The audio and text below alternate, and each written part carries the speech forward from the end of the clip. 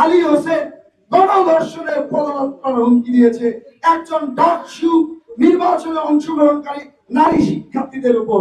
এই স্ট্যাটাসের দায় এই প্রশাসন এড়াতে পারে না। যেদিন নির্বাচনী তফসিল ঘোষণা হয়েছিল, আমরা বাংলাদেশ জাতীয়তাবাদী ছাত্র দল সবার আগে সম্পর্কে সেই নির্বাচনী তফসিলকে স্বাগত জানিয়েছি।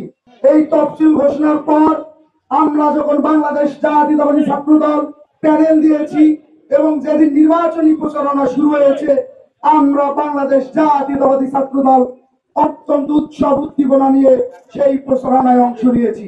আপনারা জানেন, গতকালকের ঘটনা এবং গতকালকের ঘটনাকে কেন্দ্র করে আলী হোসেন নামক একজন শিক্ষার্থী গণধর্ষণ করার প্রকাশ্য হুমকির প্রতিবাদে আজকে আমাদের এখানে প্রতিবাদ কর্মসূচি করছি।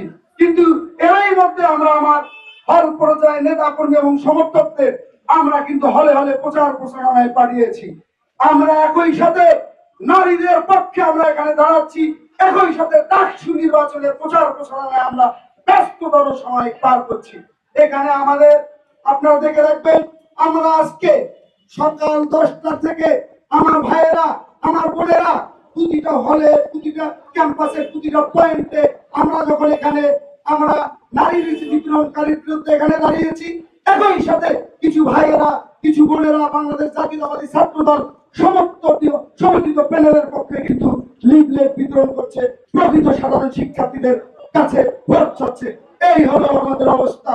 কেন আমাদের আজকে এই অবস্থা হলো? আমরা বাংলাদেশ জাতীয়তাবাদী ছাত্র দল সব সময় বলে আসছি, 5 আগস্ট পরবর্তী সময়ে বাংলাদেশের সর্বোচ্চ বিদ্যাপীঠ ঢাকা বিশ্ববিদ্যালয় ক্যাম্পাসে যে প্রশাসন নিয়োগ হয়েছে, সেই প্রশাসনকে আমরা সব সময় সহযোগিতা করে এসেছি এবং সেই প্রশাসনকে দৃশ্যমান পদক্ষেপ নেওয়ার জন্য বারবার স্মারকলিপি প্রদান করছি। এইরকম নারী নিপীড়নমূলক কথাবার্তা ক্যাম্পাসের মেয়েদের হলে সব সময় চলে আসছে। আমরা একের পর এক স্মারকলিপি দিয়েছি, কিন্তু এই প্রশাসন দৃশ্যমান পদক্ষেপ নেয়নি। জন্য আজকে আলী হোসেন গণধর্ষণের পদযাত্রার হুমকি দিয়েছে একজন ডাকসু নির্বাচনে অংশগ্রহণকারী নারী শিক্ষার্থীদের উপর।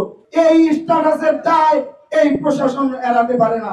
আমি শুধু বক্তব্য অত্যন্ত সংক্ষিপ্ত করবো, কেননা একই সাথে আমাদের প্রকৃত শিক্ষার্থীদের দাঁড়ে দাঁড়ে বসতে হচ্ছে আমাদের পক্ষে ভোট চাওয়ার জন্য।